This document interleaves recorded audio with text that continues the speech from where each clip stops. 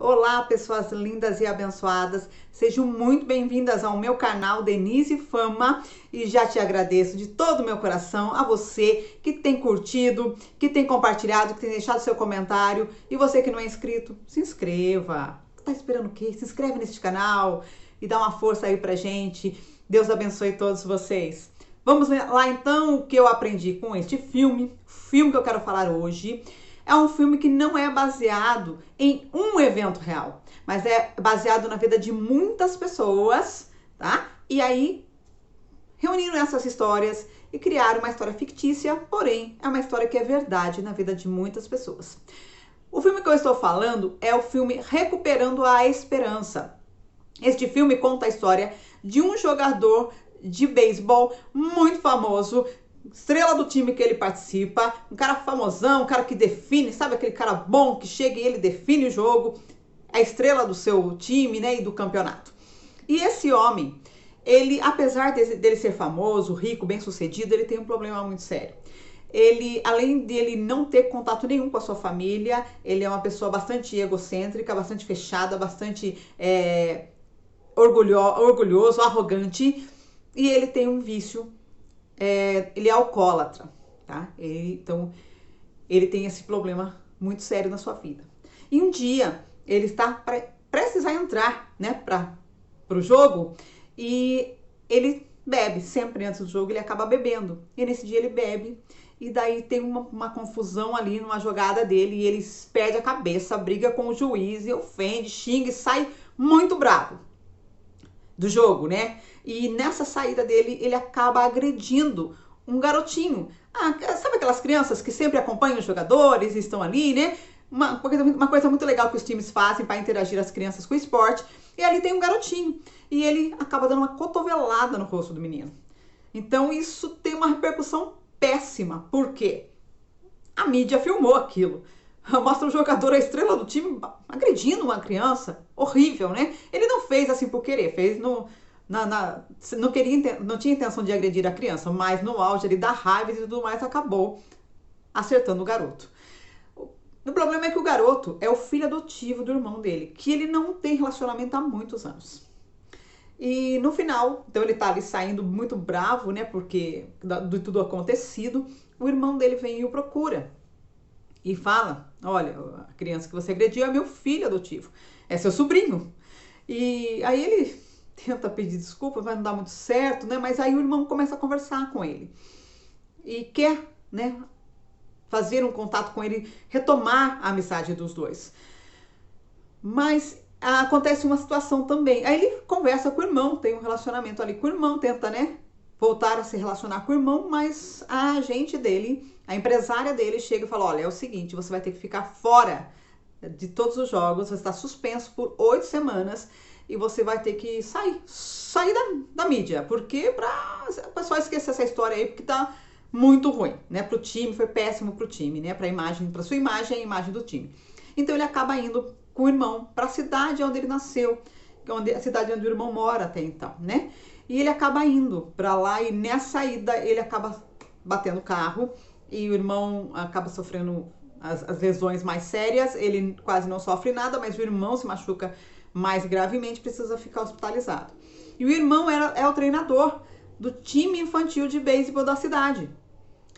E aí a empresária, sabendo disso, falou, ó, vamos acertar aí a sua imagem e vamos falar que houve um acidente e agora você vai estar, além de fazer um pedido público de perdão para o garotinho, seu sobrinho, você vai falar que enquanto seu irmão está hospitalizado, você vai estar treinando o time infantil da cidade.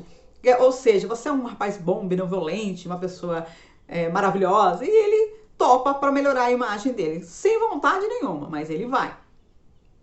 E aí começa então a transformação da vida deste homem, porque ele começa a voltar às suas raízes.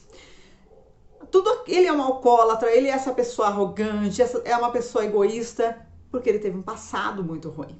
No passado, o seu pai foi um jogador, também de beisebol.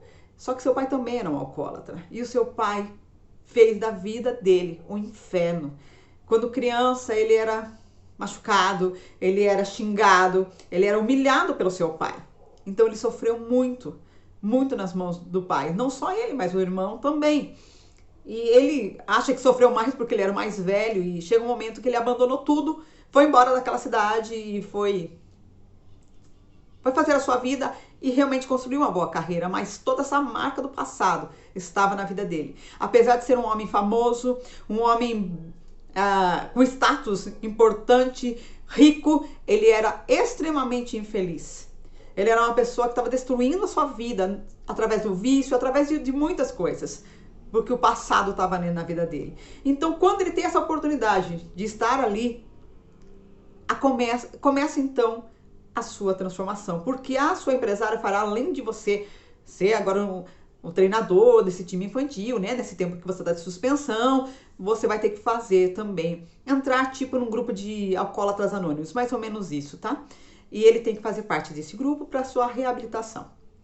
E ali nesse grupo, ele começa a entender qual é o propósito da sua vida, quem de fato ele é, e por que as coisas que aconteceram na vida dele não precisam influenciar, o passado não precisa influenciar o presente nem o futuro dele.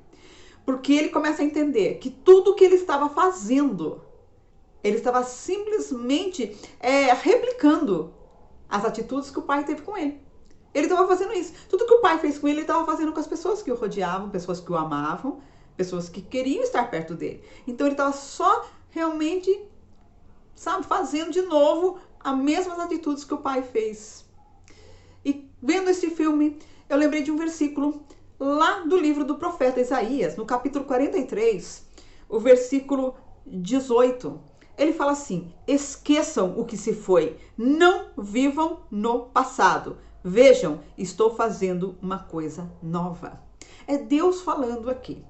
Esqueçam o que se foi, não vivam no passado. Eu estou fazendo coisas novas na sua vida. E este moço, este jogador, ele estava vivendo no passado. Ele estava vivendo lá no passado. Então, todas as vezes que ele ia jogar, ele lembrava das coisas que o pai falava, das ofensas, das humilhações, de todas as coisas ruins que o pai falava. Ele sempre lembrava daquilo. Então, aí ele acabava fazendo a mesma coisa com as outras pessoas e acabou se tornando um homem violento. Um homem que não tinha paciência com nada, era um homem intolerante também. E só se afundando cada vez mais no vício, no vício, no vício. Ele estava acabando com a sua vida, acabando com os relacionamentos que ele poderia ter. E Deus começa a trabalhar no coração dele. Deus tinha coisas maravilhosas para a vida dele, mas ele não estava percebendo. Porque ele estava preso naquela raiva, naquele ódio, naquela amargura que ele tinha do seu pai, por tudo que o seu pai fez de mal com ele. Realmente não dava para voltar e mudar aquilo. O pai já tinha feito, já tinha deixado marcas nele, mas poderia sim deixar Deus curar aquelas feridas, deixar que as pessoas que o amavam curar aquelas feridas. Então essa é uma lição que a gente aprende. Não viva do passado. O passado já foi. Mude. Deixe Deus mudar a sua vida e fazer do seu presente algo melhor, para que lá no futuro você possa colher o que você está vivendo hoje. Então não viva no passado.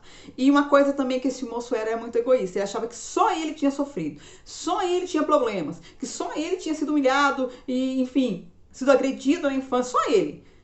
Acha que todas as pessoas que o rodeavam, porque eram pessoas alegres e bem-humoradas e bem resolvidas, essas pessoas não tinham problemas.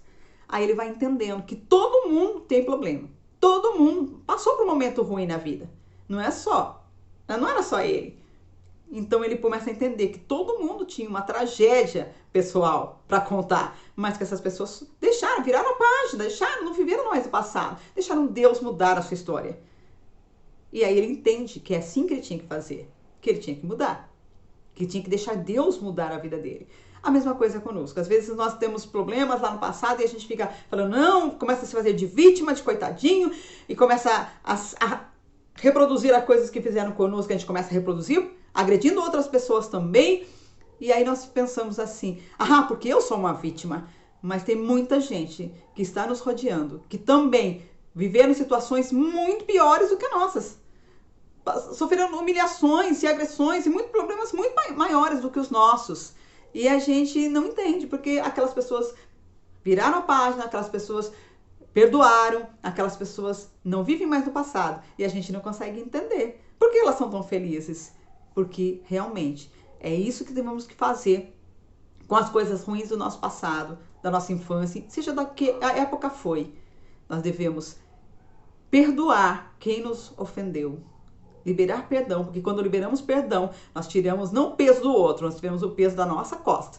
Liberar o perdão, virar a página e seguir a nossa história.